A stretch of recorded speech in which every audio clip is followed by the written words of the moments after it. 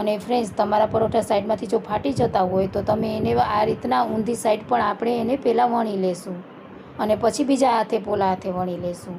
આ રીતના બંને સાઈડ તમે વણશો ને તો તમારા પરોઠા સાઈડમાંથી ફાટશે નહીં. જય શ્રી કૃષ્ણ ફ્રેન્ડ્સ, મારી ચેનલમાં તમારું સ્વાગત છે. આજે હું તમારી સાથે શેર કરીશ ગરમા ગરમ એકદમ સોફ્ટ અને ઢાબા સ્ટાઇલ આલુ પરોઠાની રેસીપી, એ પણ એકદમ સરસ રીતે. તો ચાલો જોઈએ કઈ રીતના. અને હા, હજુ સુધી તમે મારી ચેનલને સબસ્ક્રાઈબ ના કરી હોય તો સબસ્ક્રાઈબ જરૂર કરી દેજો.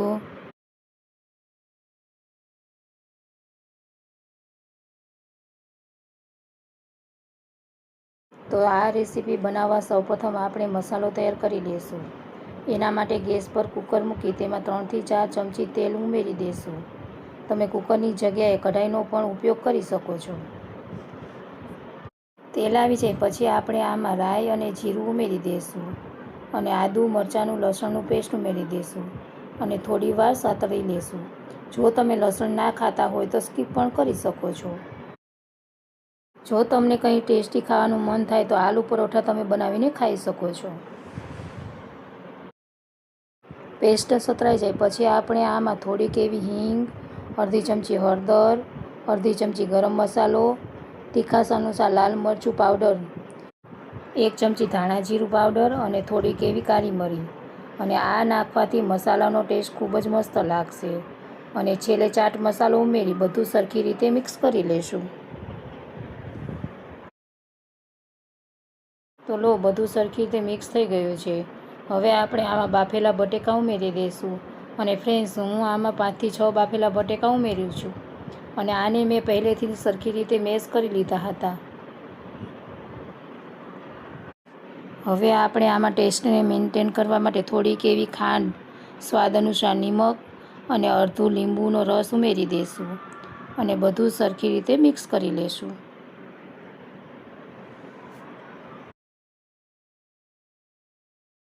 હવે આપણે આલુ પરોઠા માટેનો લોટ બાંધી લેશું.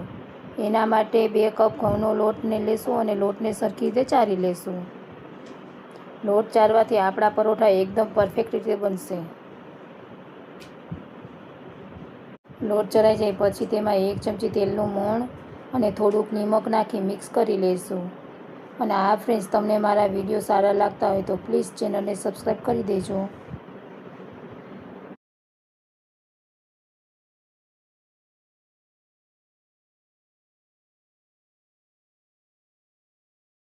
હવે આપણે આમાં થોડું થોડું પાણી ઉમેરતા જઈશું અને લોટ બાંધી લઈશું. અને ફ્રેન્ડ્સ, આપણે લોટલી જેવો આપણે બાંધીએ ને તેવો જ બાંધવાનો છે. લોટને બહુ કઠણ ન રાખતા, નહીં તો તમારો મસાલો સાઈડમાંથી નીકળી જશે.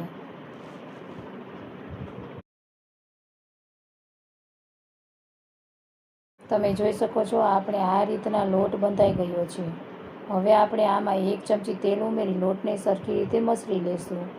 અને તમે આ રીતના લોટ બાંધશો તો વણવામાં પણ સરળતા રહેશે અને આલુ પરોઠા પણ મસ્ત બનશે.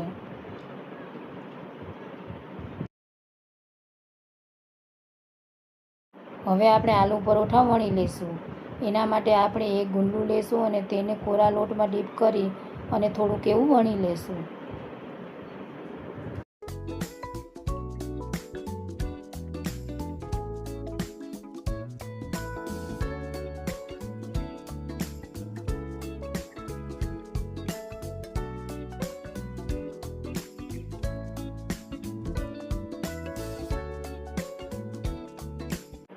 જો આ રીતના થોડું વણાઈ જાય પછી આપણે જે મસાલો તૈયાર કર્યો હતો તે આમાં ભરી તેને આ રીતના હાથેથી જ ચારે બાજુથી પેક કરતા જશું.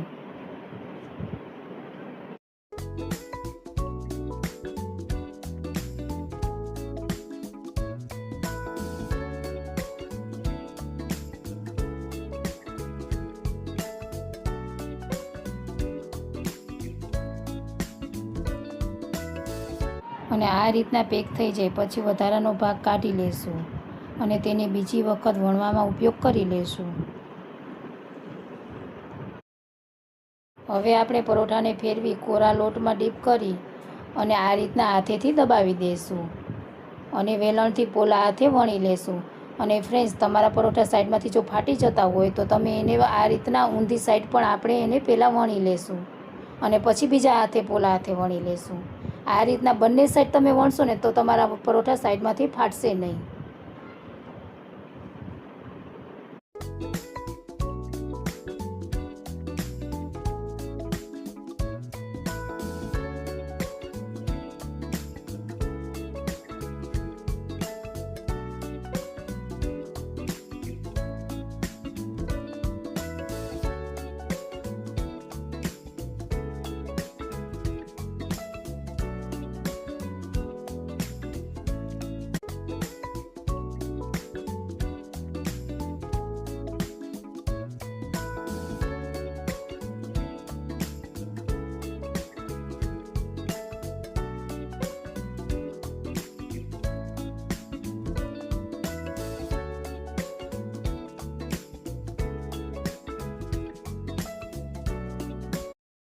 પરોઠા વણાઈ જાય પછી આપણે તેને શેકી લઈશું. તો ગેસ ઉપર આપણે એક તવી મૂકી તેના પર તેલ લગાવી લઈશું. હું પરોઠા શેકવા તેલનો ઉપયોગ કરું છું. તમે ઘી અથવા બટરનો પણ ઉપયોગ કરી શકો છો. આપણે પરોઠાને બીજી બાજુ પણ આ જ રીતના તેલ લગાવી શેકી લઈશું. અને પરોઠાને ધીમા આંચે જ ફ્રેન્ડ્સ તમે ક્રિસ્પી થવા દેજો, અને થોડા ક્રિસ્પી હોય ને તો જ ખાવાની ખૂબ જ મજા આવશે. તમે જોઈ શકો છો આપણા પરોઠા તૈયાર થઈ ગયા છે ને હવે આપણે આના ઉપર ઘી લગાવી દઈશું. ફ્રેન્ડ્સ, ઘી લગાવવાથી પરોઠા ખાવાની ખૂબ જ મજા આવે છે. તમે બટર અથવા માખણ પણ લગાવી શકો છો. મારી મમ્મીનો વિડીયો સારો લાગ્યો હોય તો લાઈક, શેર અને સબસ્ક્રાઈબ કરી દેજો. Thank you for watching my mom video. જય શ્રી કૃષ્ણ ફ્રેન્ડ્સ.